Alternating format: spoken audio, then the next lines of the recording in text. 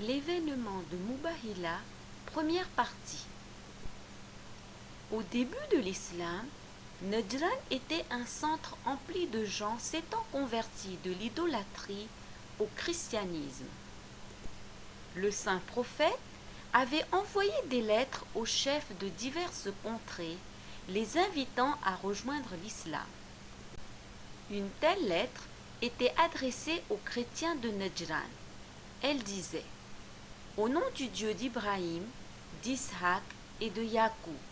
Cette lettre est de Mohammed, le prophète et messager d'Allah, au Escaf, évêque de Najran.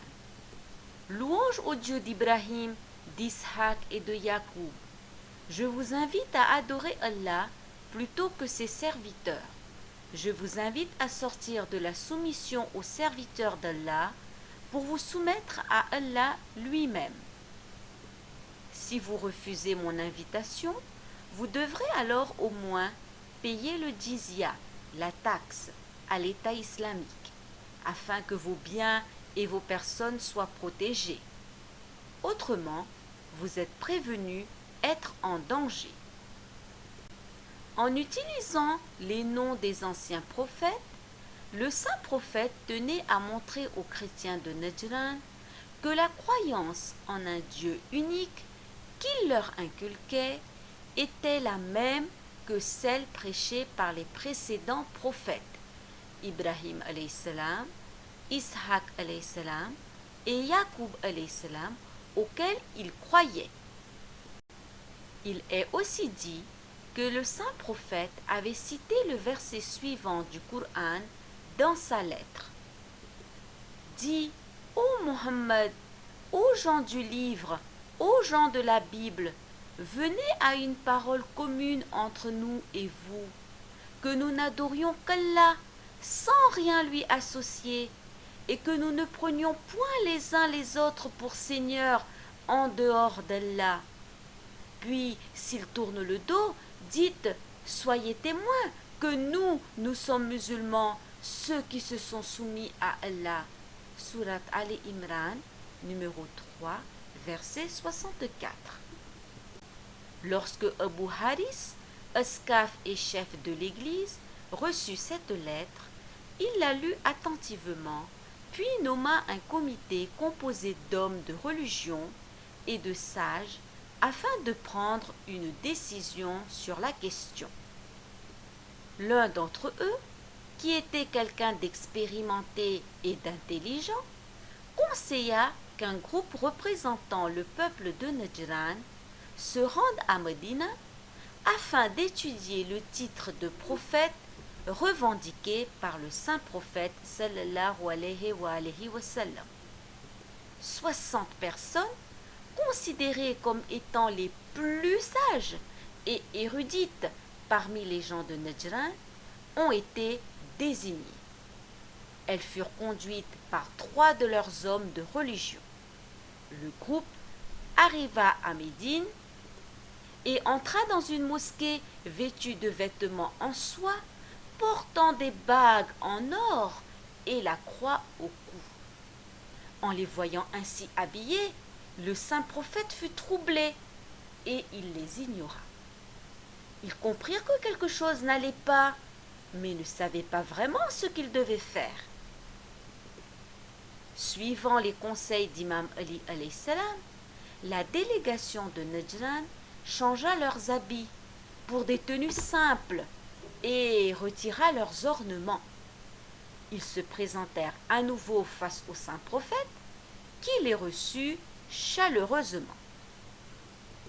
Avant d'entamer la conversation, ils demandèrent la permission de dire leurs prières. Et la permission leur fut accordée.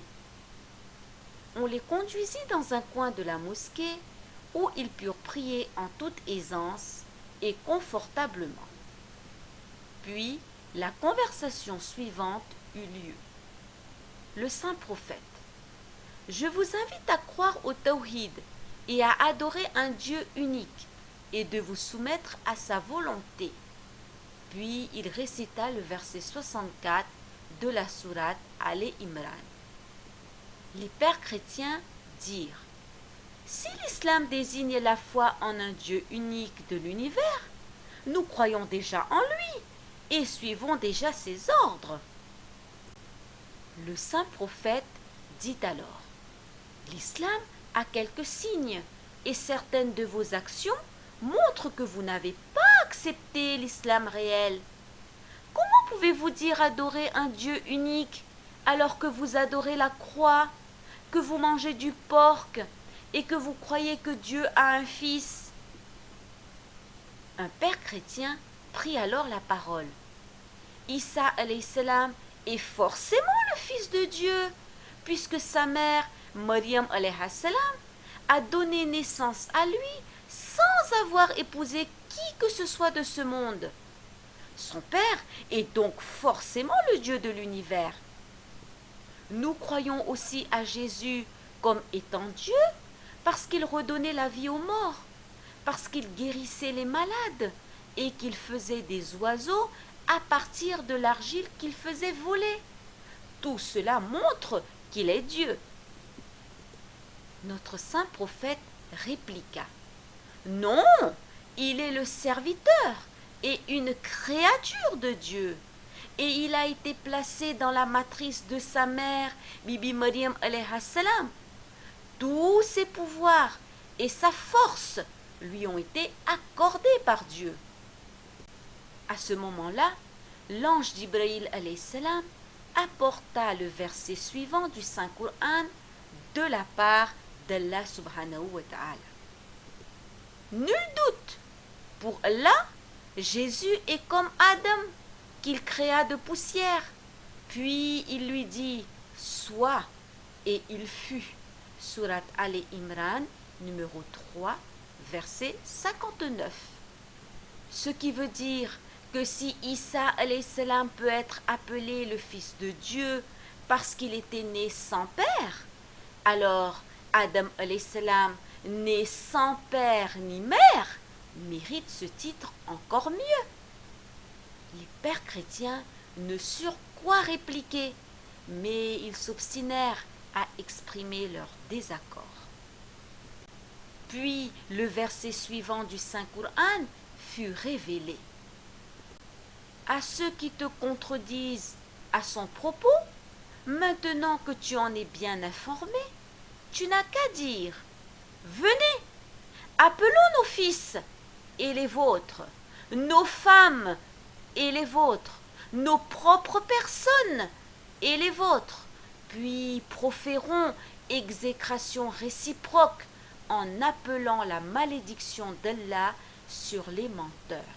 Surat Ali Imran, numéro 3, verset 61.